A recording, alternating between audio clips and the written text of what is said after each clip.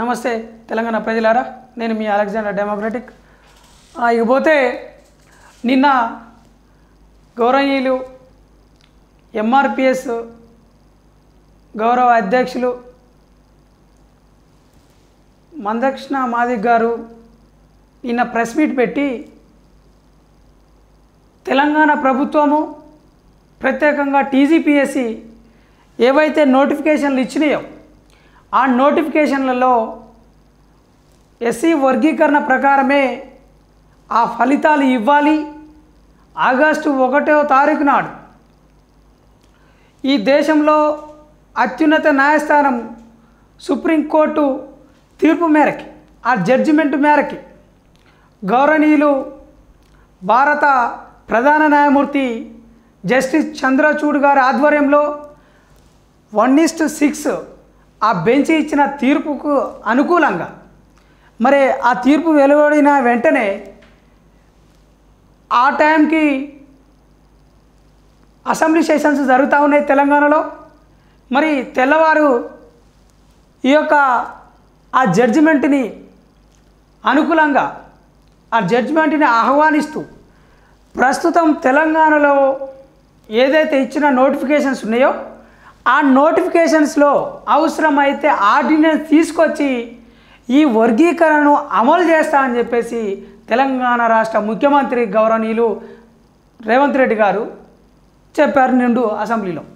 మరి ఈ group 1 prelims ముగించుకొని మెయిన్స్ అక్టోబర్ 21వ తారీఖు నుండి 27 వరకు షెడ్యూల్ ప్లాన్ చేసింది. మరి ఈ యొక్క గ్రూప్ 1 నోటిఫికేషన్లో వర్గీకరణ ప్రకారమే ఈ యొక్క ఫలితాలు ఇవ్వాలి. ఈ ప్రిలిమ్స్లో కూడా వర్గీకరణ ప్రకారం ఎస్సీ ఉపకులాలు ఎస్సీలలో ఉండే మాదిగ మాల ఉపకులాలకు కూడా పూర్తిగా వారి దామాషా జనాభా ప్రకారం, వారి జనాభా దామాషా ప్రకారం వాళ్ళకి న్యాయం చేకూర్చాలి.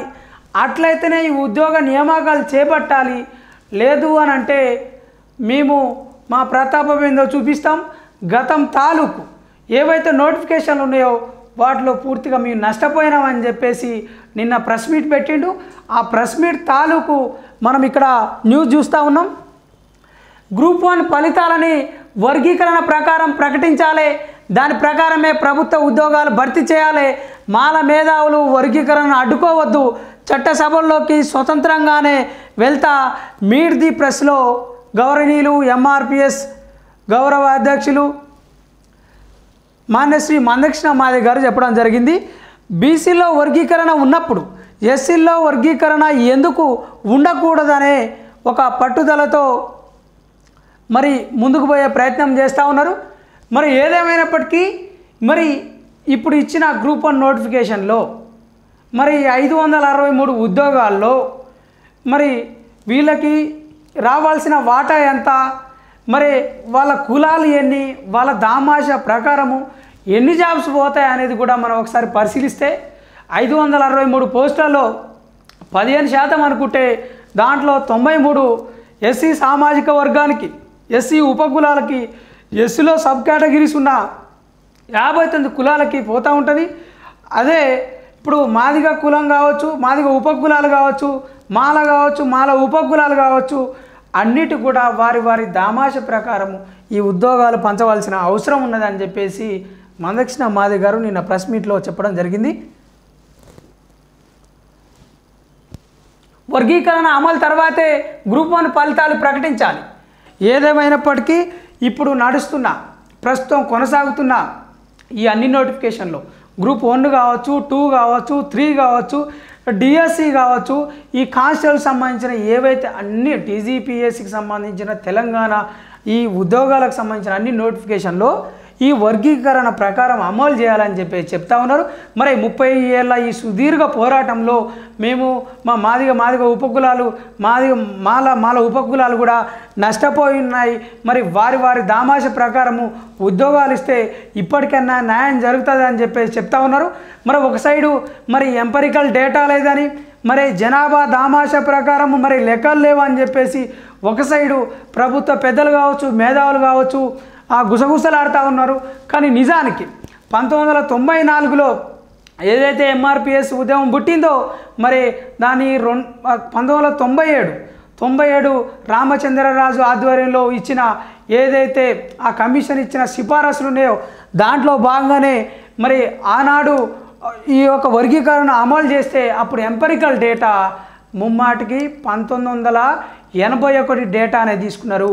అయితే ఈ డేటాకు సంబంధించి ఇప్పుడు ప్రస్తుత డేటాకు సంబంధించి మరి కోవిడ్ వల్ల ఈ 2021లో జనాభా లెక్కలు చేపట్టలేదు కాబట్టి మరి ఒకవేళ తీసుకుంటే 2011 లెక్కలు తీసుకోవాలి, లేదు అని అంటే 2014 ఆగస్టు 19 నాడు మరి ఆనాడు ముఖ్యమంత్రి ఈ కేసీఆర్ గారు కల్వకుంట్ల చంద్రశేఖరరావు గారు మరి సమగ్ర కుటుంబ సర్వేని చేపట్టి ఉన్నారు.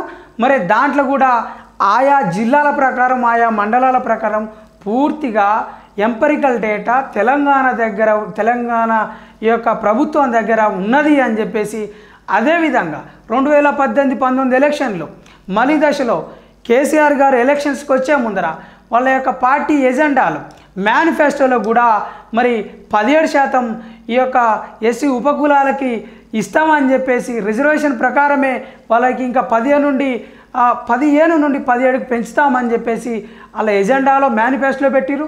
అదేవిధంగా ఇప్పుడు మొన్న ఈ మధ్య కాలంలో 8 నెలల క్రితం జరిగిన ఇప్పుడు ప్రభుత్వం ఏర్పాటు చేసిన కాంగ్రెస్ ప్రభుత్వం కూడా తన ఎజెండాలో ఆ యొక్క కాంగ్రెస్ పార్టీ ప్రధాన ఎజెండాలో ఎన్నికల మేనిఫెస్టోలో కూడా ఈ యొక్క ఎస్సీ ఉపకులాలకు సంబంధించి ఈ యొక్క రిజర్వేషన్ శాతాన్ని 15 నుండి 18%కి ఇస్తామని చెప్పేసి వాళ్ళ యొక్క ప్రధాన మేనిఫెస్టోలో పెట్టిర్రు. అంటే ముమ్మాటికి మీ దగ్గర ఎంపెరికల్ డేటా ఉన్నది, మీ దగ్గర పూర్తిగా తెలంగాణ జనాభా లెక్కలు ఉన్నాయి. మరి గతంలో ఉన్న ఈ 3,52,00,000 జనాభా ఏదైతే ఉందో మరి దాంట్లో ఎన్ని కుటుంబాలు ఉన్నాయి, ఎంతమంది బీపీఎల్ కుటుంబాలు ఉన్నాయి, ఎంతమంది ఏపీఎల్ కుటుంబాలు ఉన్నాయి, అంటే బిలో పావర్టీ లైన్ బీపీఎల్ అంటే ఎబో పావర్టీ లైన్ ఏపీఎల్ అంటే దాంట్లో ఉన్నత వర్గాలన్నీ, మధ్యతరగతి కుటుంబాలన్నీ, పేద కుటుంబాలన్నీ, ఎన్ని గొర్రెలు ఉన్నాయి, ఎన్ని బర్రెలు ఉన్నాయి, ఎన్ని కోళ్ళు ఉన్నాయి, ఏ కుటుంబాల్లో ఎంతమంది వికలాంగులు ఉన్నారు, ఎంతమంది మహిళలు ఉన్నారు, ఎంతమంది ఒంటరి మహిళలు ఉన్నారు, మరి తదితర లెక్కలన్నీ ఉన్నాయి. ఎస్సీ ఎస్టీ బీసీ మైనార్టీలకు సంబంధించిన ప్రతి లెక్కలు ఉన్నాయి. అంటే ఈ గౌడ్స్ కావచ్చు, యాదవ్స్ కావచ్చు, చాకలి కావచ్చు, గొల్లకుర్మ కావచ్చు, మాల కావచ్చు, మాది కావచ్చు, రెల్లి కావచ్చు, ఈ ఏవైనా కూడా అన్ని లెక్కలు తెలంగాణ ప్రభుత్వం దగ్గర ఉన్నాయి, ఎంపెరికల్ డేటా ఉన్నది. మరి అవసరమైతే ఇప్పుడు మారిన ఈ జనాభా లెక్కలు ఏవైతే ఉన్నాయో మరి నేటికి 24 నాటికి 2014 నుండి 24 నాటికి మరి ఎంత జనాభా మారింది, ఎంత పెరిగింది, ఆయా జనాభా దామాష ప్రకారం వెంటనే చేపట్టాలి.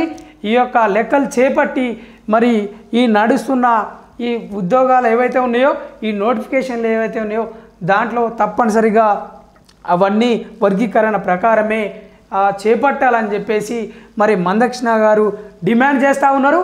మరి ప్రభుత్వం నిండు అసెంబ్లీలో మాట్లాడిన రేవంత్ రెడ్డి గారు వర్గీకరణకి మేము కట్టుబడి ఉన్నాము, అమలు చేస్తాము, అవసరమైతే ఆర్డినెన్స్ తెస్తామని చెప్పిన మాట నిలబెట్టుకుంటాడా లేదా, లేదు అని అంటే ఎంఆర్పిఎస్ ఎంఎస్ఎఫ్ అనుబంధ సంఘాలు మరి ఎలాంటి స్టాండ్ తీసుకోబోతా ఉన్నాయి. మరి టీజీపీఎస్ని ప్రభుత్వ పెద్దల్ని కలిసే ఒక ప్రయత్నం చెప్తామన్నారు, వాళ్ళకి కలిసి మరి వాళ్ళకి చెప్తామని చెప్పిరు. మరి ఏదేమైనప్పటికీ వర్గీకరణ ప్రకారము గ్రూప్ 1 నోటిఫికేషన్ వెళ్ళదా, మరి ఈ ప్రిలిమ్స్లో మెయిన్స్లో మరి ఈ వర్గీకరణని అమలు చేస్తారా లేదా, అప్పటి వరకు మనం వేచి చూడాలి. Thank you.